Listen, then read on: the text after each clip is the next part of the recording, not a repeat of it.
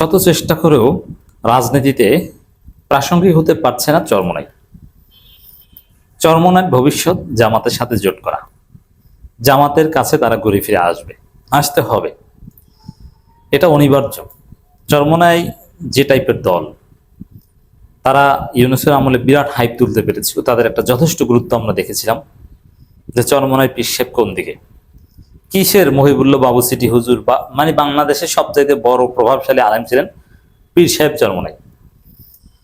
ক্ষমতায় কার আসবে কি আসবে না এগুলোর গুটি ছিল চরমোনাইয়ের হাতে, এরকম একটা ভাব। এবং বাফার পার্টি যে কতটা মূল্যবান, যে বাফার পার্টি যেদিকে মোড় দিবে তারাই ক্ষমতা আসবে, সেই বাফার পার্টি ছিল চরমোনাই।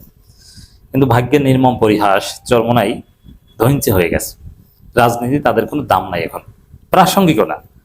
যেই চরমোনাই কোন দিকে মোড় দেয় এটার উপর নির্ভর করতো কারা ক্ষমতা আসবে কি আসবে না, এরকম একটা ক্যালকুলেশন ছিল। এখন সেই চরমোনাই কি বললো না, এতে রাজনীতিতে কিছু আসে যায় না, এর কোনো দামই নেই। চরমোনাই এখন রাজনীতি কোনো কনসিডারেবল অ্যাক্টরই না। চরমোনাই চেয়ে এনসিপি শত হাজার গুণ ইম্পর্টেন্ট। দেখেন, আপনি চিন্তা করেন, এনসিপি একটা বাচ্চা, চিলড্রেন পার্টি বলে অনেকে, ছোট একটা নতুন সদ্য গজানো একটা দল। সে এনসিপির যে রাজনীতির গুরুত্ব, রাজনীতিতে যে তাদের গুরুত্ব, তার সিটিপোটা আছে Charmonai.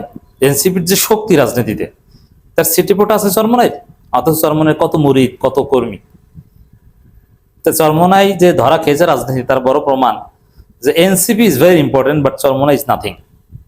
NCP is completely relevant in our politics but Charmonai is irrelevant. দেখছেন? শুধু কি তাই, এই যে ভিপি নুরের দল গণ অধিকার পরিষদ, ববি হাজ্জাজ, মুক্তম, এইসব ছোটখাটো নেতা আজকে রাজনীতিতে অ্যাক্টর।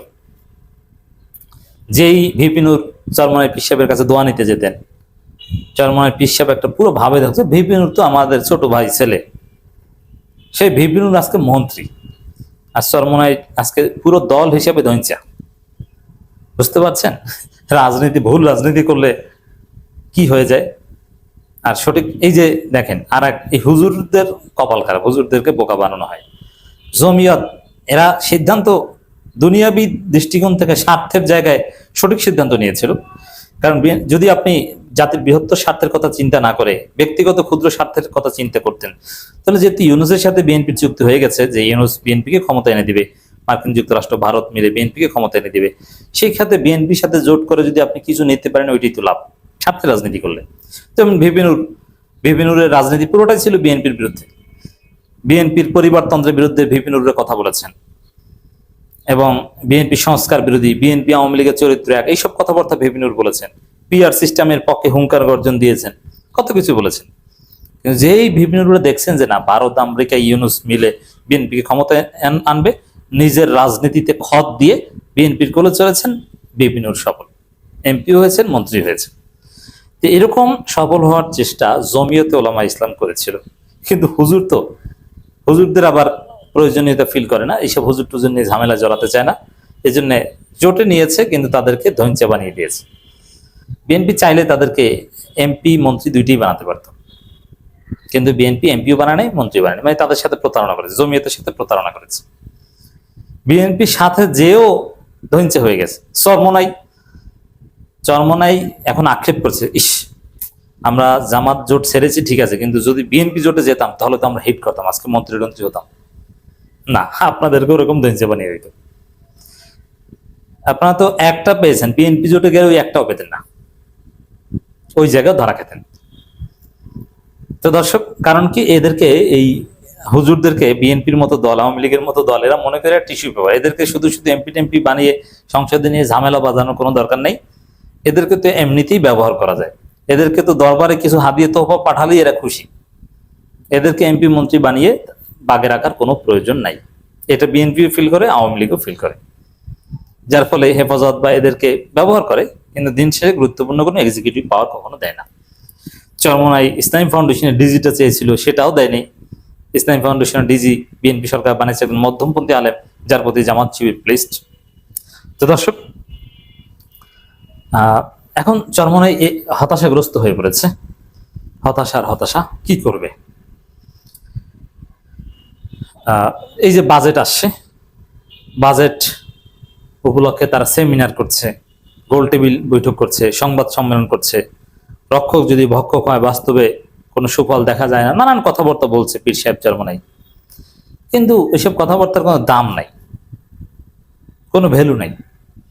যেমন বাজেট আসছে, বাজেট নিয়ে বা বাংলাদেশের কোনো সমস্যা নেই, চরমনাই কি বলছে কি বলছে না এটার কোনো দামই নেই। চরমনাই বললেও বা কি, না বললেও বা কি, হুইজ চরমনাই। রাজনীতির রিয়ালিটি এখন এই জায়গায়।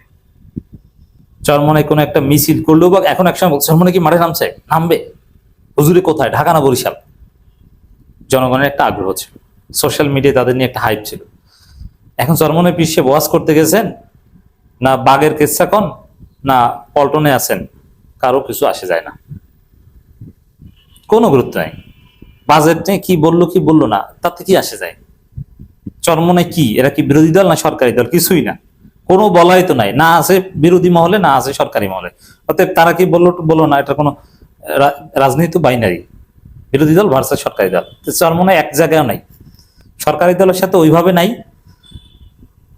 তলে তলে থাকতে পারে কিন্তু নীতি আদর্শে তো বিরোধিতা করে, আবার বিরোধী দলের সাথেও নাই, কিন্তু বিরোধিতা একটু করে আদা আদা, যাতে যে বিরোধিতার কোনো দাম নাই। এর মানে তারা প্রাসঙ্গিক না, তারা কি বললো কি বললো না, পীর সাহেব চরমনাই কোথায় কোন বিষয়কে স্টেটমেন্ট দিল, এগুলো এখন আর জনগণের কাছে ম্যাটার করে না, বা নানান অ্যাক্টরের কাছে, রাষ্ট্রের কাছে, কারো কাছে ওটা ম্যাটার করে না। Very simple. ইউনুসের আমলে দেখেন চরমনাই পীর সাহেব কোন একটা বিষয় কি বলেছেন, এটা ইউনুসের কাছে একটা ফ্যাক্টর ছিল, কনসিডারেবল একটা বিষয় ছিল। আর এখন কারো কাছে, ফেসবুক ব্যবহারকারীদের কাছেও এটা গুরুত্বপূর্ণ না। তো দর্শক, এই জায়গায় চরমনাইয়ের ভবিষ্যৎ জামাতের কাছে আসা, এটা কিভাবে, যেমন চরমনাইতে একটা উচ্চাভিলাষী একটা অংশ তৈরি হচ্ছে, হাইলি অ্যাম্বিশাস একটা জেনারেশন তৈরি হচ্ছে, বিশেষ করে চরমনাই ছাত্র সংগঠন থেকে, যাদের কথা যে রাজনীতি করব, রাজনীতি মানে রাষ্ট্র ক্ষমতা, অতএব আমাদেরকে তো ক্ষমতার পার্ট হতে হবে, ক্ষমতা যেতে হবে, এমপি হতে হবে, মন্ত্রী হতে হবে, চেয়ারম্যান হতে হবে, মেম্বার হতে হবে, এবং যারা ছাত্র রাজনীতি করে যে আমাদের ছাত্র সংসদের প্রতিনিধিত্ব থাকতে হবে। এগুলো না করলে রাজনীতি করি কি জন্য, কোনো দাম নাই তো। তাহলে আমরা যা তাবলিগ জামাত করি, যদি কোনো কিছু না হতে পারে তাবলিগ জামাত করি। আর রাজনীতির রিয়ালিটি এটা, জোটের মেকানিজম, জোটের রাজনীতি চলে। অতএব যেভাবে হোক জোটে যে বা যেভাবে হোক আমাদের কিছু একটা হতে হবে, নইলে তো যুগ যুগ চলে যাবে, ইমাম মাহাদি এসে পৃথিবী ইসলামাইজ করে ফেলবেন, কিন্তু চরমনাইয়ের কোনো দাম থাকবে না, তারা কোথাও কোথাও কোনো ভাগ পাবে না। তার চাইতে বরং আমাদেরকে ছাত্র সংসদ নির্বাচনে জোট করে যদি একটা, এই যে ইনকলাব মঞ্চ, অমুক তমুক, তারা যদি ডাকসুর পদ পায়, বাংলাদেশের মতো একটা ধ্বংসের সংগঠনের প্রতিনিধি যদি ডাকসুতে পদ পায় জোট করে, আর চরমনাইয়ের মতো একটা গুরুত্বপূর্ণ সংগঠন তারা কিছুই পাবে না, এটা কি হয়? তারা 2 দিন পর দেখবেন যে শিবিরের সাথে জোট করতে চাইবে, আর বিরোধী বলয়ে থাকতে হবে, কারণ এই ধরনের দলের ভবিষ্যৎ বিরোধী বলয়, সরকারের সাথে জোট করে কিছুই পাবে না, এটা তারাও জানে। আর বিএনপি তো টিস্যু পেপারের মতো মনে করে হুজুরদের। এরপরে স্থানীয় সরকার নির্বাচনে, জাতীয় নির্বাচনে, দিন শেষে চরমনাইয়ের যে উচ্চাভিলাষী অংশ, যারা এমপি মন্ত্রী হতে চায়, তারা জামাতের সাথেই জোট করতে চাইবে, ঘুরে ফিরে জামাতের কাছে আসতে হবে।